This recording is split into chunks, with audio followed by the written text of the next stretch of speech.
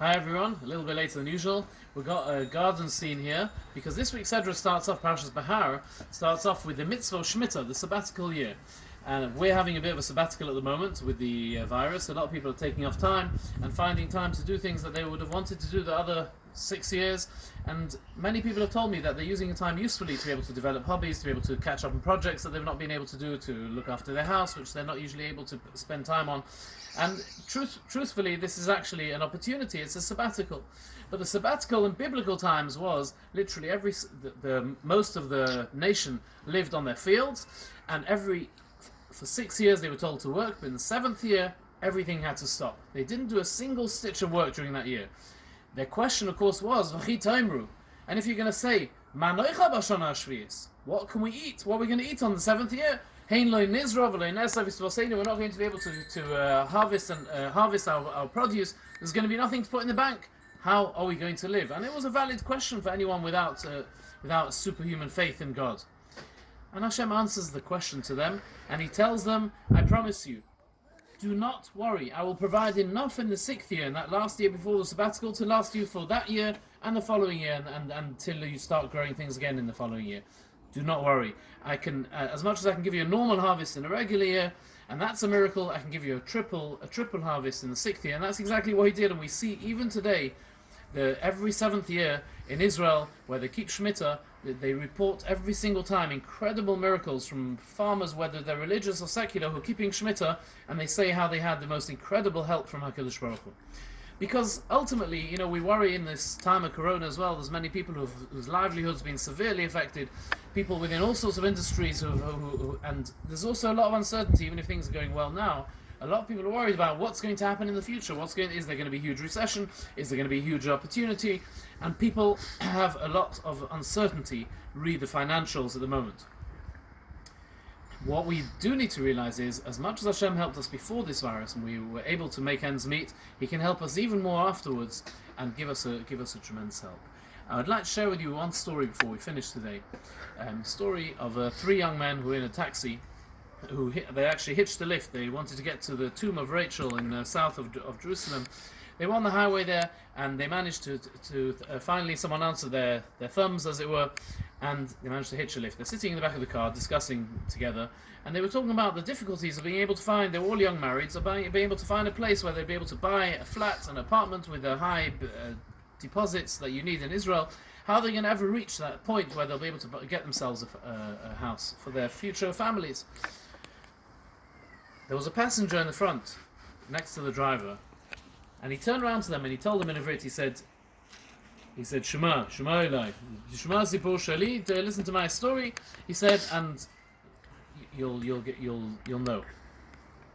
He said, my father used to work for the Israeli Broadcasting Authority, and he was earning a nice wage, but it wasn't quite enough to really live comfortably, so he decided to take on an extra job, and he became a head waiter in one of the big wedding halls in the place where we lived. And he very much enjoyed his job, and one of the most pleasurable parts of his job was bringing out the huge wedding cake, to bring it to the top table, presenting it to the bride and groom, and of course it had to have some candles on. It wasn't just a cake, it had candles. Not only candles, they actually put sparklers on. So these sparklers really made an effect. They made a whole drum roll with a band, and he brought in this thing, and the sparklers were shooting out little sparks, and it was absolutely, it was stupendous. There was a part of his job he really enjoyed. But sometimes those sparklers didn't light well. He needed a little bit of a cigarette lighter or something to really get it going. A bit of fuel, a bit of one time, as he brought in the wedding cake, it just really was. So he quickly poured on a little bit of onto the sparkler. He dipped it in a little bit of this gas sort of thing, and set it alight.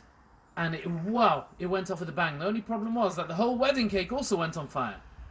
And it would have been funny had it not been that all sorts of kids, as they do at weddings, all the little kids and the bridesmaids were all running around, and Nebuch, one 12-year-old little girl, ran past and got the fire caught onto her dress. And everyone panicked, everyone froze, until the photographer quickly went and grabbed a tablecloth off a table. All the glass went flying, wrapped it around her, rolled on the ground. But by that time, Nebuch, she had terrible burns all over her body. They took her to hospital, And he said, my father, he said, was so broken. He was a strong man, but he ran to hospital. He went after them to hospital and he begged the parents. He said, please, I'll do anything to please forgive me. I could never ever have wanted this. I want to quit my job now and I don't want to ever do this again. How could I be party to this, to hurting your gorgeous young daughter and to burning Jewish... Oh. And he was so upset. They told him, you should know, we don't hold you responsible at all. It's not your fault. You're just doing your job. You're doing what they told you to do. This is what the equipment they gave you. We fully understand. Please don't worry about it. Don't lose any sleep. It's just what's meant to happen. And that was that. Life moved on. And this, So, life moved on. Sorry, we got cut off before. Life moved on. The girl was taken to Paris, where she got dealt with by surgeons, and they were able to help her get back to full health. And they actually sued the wedding hall for the harm that had been done to her. But they made sure not to sue the head waiter because they said it's not his fault. It was nothing to do with him. It's the hall. And anyway, life moved on. The father. The head waiter became religious due to his experience. He found an awakening in himself, how fragile life is, and etc. His family didn't. So his son, that's me, I grew up, and after the army I started working for a candy company that had a whole lot of branches all across Israel. I was working for a guy called Uzi, and I became quite high up in the organization. One day Uzi comes to me, he liked me, and he said, Danny, he says, I can see you're not going out with anyone. He said, working for me in one of the shops here, I've got a lovely cashier, and she's a very nice girl. She dresses modestly, but she's not religious like you. And maybe you should take her out. I think it'd be a nice idea. I've spoken to her already. She sounds interested. She's seen you. So he said, okay, you know what? Nothing. It doesn't cost that much for a coffee. So anyway, they went out together, and he started getting to know her, and he wondered how come she was dressed modestly, but then she wasn't actually religious. After a bit of time, they started really liking each other, and finally he asked her the question. He said, tell me, how come, what's the story of your life? How come it's like this?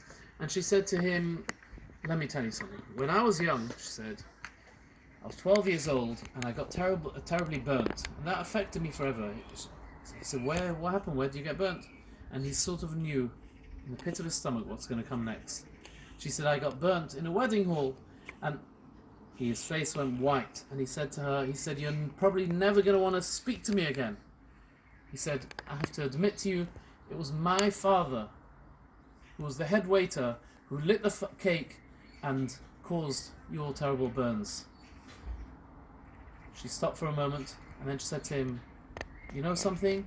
Hashem made it happen, and if Hashem's brought us together now, He wants this to happen. Forget about the past, it's irrelevant.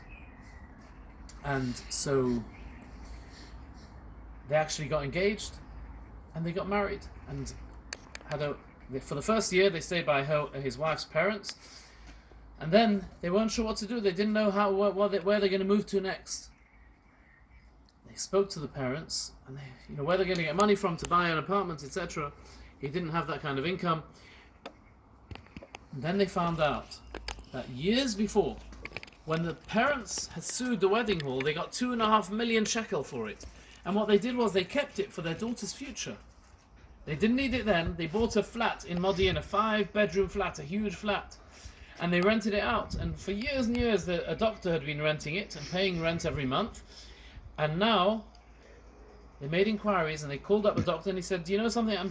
I've actually just found myself another flat. I'm actually moving out.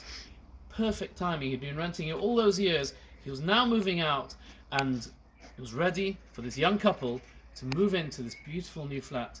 They had absolutely no problems. So now this man turns around to the passengers at the back, the 3 young men who worried about their futures.